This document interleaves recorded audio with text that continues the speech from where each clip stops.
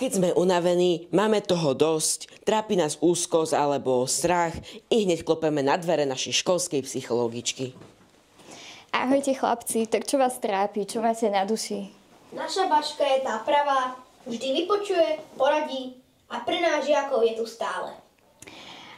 A vieš, že tu nie som len pre žiakov? Som tu pre celú školu. Pre učiteľov, odborných zamestnancov, ale aj vašich rodičov. A viete prečo? Pretože každý potrebujeme niekedy pomoc? Áno. Pretože to, ako sa cítia vaši učitelia a rodičia, tak sa cítite aj vy. A spoločne v tomto školskom roku všetci pracujeme na budovaní nášho duševného zdravia. S rodičmi je to formou hromadnej prevencie, no a s učiteľmi sme sa nedávno stretli v rámci skupinových aktivít. Pani psychologička, a ako funguje prevencia šikany v našej škole? V našej škole prevencia šikanovania sa realizuje formou efektívnych preventívnych programov, ktoré vy žiaci absolvujete od prvého ročníka. Jednotlivé preventívne programy na seba nadväzujú. No a jednotlivé preventívne aktivity a programy, ktoré sa realizujú systematicky a dlhodobo, sú obohátené o rôzne skvelé aktivity našich a vašich učiteľov a pani vychovávateľiek. Dobre, takže v prvej fáze našho stretnutia sme si povedali o pravidlách a máme vytvorenú tú takú bezpečnú dôvernú atmosféru. A teraz prejdeme k aktivite, ktorá nám pomôže sa viac spoznať. My sa už síce poznáme, ale môže sa stať, že niektorí sa tu spolu rozprávajú častejšie, niektorí menej.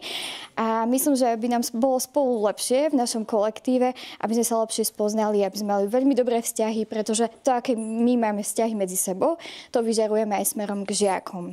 Tak a teraz vám budeme hádzať loptičku. A poviem vám takú jednu vlastnosť z kartičky. A ten, kto dostane loptičku, tak ju má hodiť tomu, o kom si myslí, že táto vlastnosť sa na ňo hodí. Môže byť? A keď nechytím loptičku? Tak, ak nechytíš loptičku, nevadí. Môžeme si ju hodiť ešte raz. Áno. Takže ja vám ďakujem veľmi pekne, že ste tu dnes prišli ešte raz a poďme na to. Takže napríklad ja si myslím, že je tu napríklad priateľská Vicky. Tak, teraz Vicky, čo si myslíš, kto má tu k sebe takú sebaúctu? Že si váži sám seba. Možno je to aj viacero z nás, na koho by sa táto vlastnosť hodila, ale ty si môžeš vybrať jedného. Veronika. Výborné. Tak Veronika, kto si myslíš, že má rád dobrodružstva a výzvy? Maťo. Maťo. Super. A máš aj nejaký zážitok?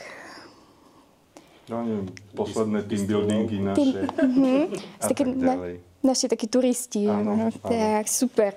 Skoro turisti. Dobre. A kto žije v takým zdravým životným štýlom? Ivanka. Tak, prezradíš nám aj nejaký recept na nejaké zdravé jedlo? Zdravé jedlo? Školská jedálenie. Školské jedálenie, tu všetko tam. Super. Super.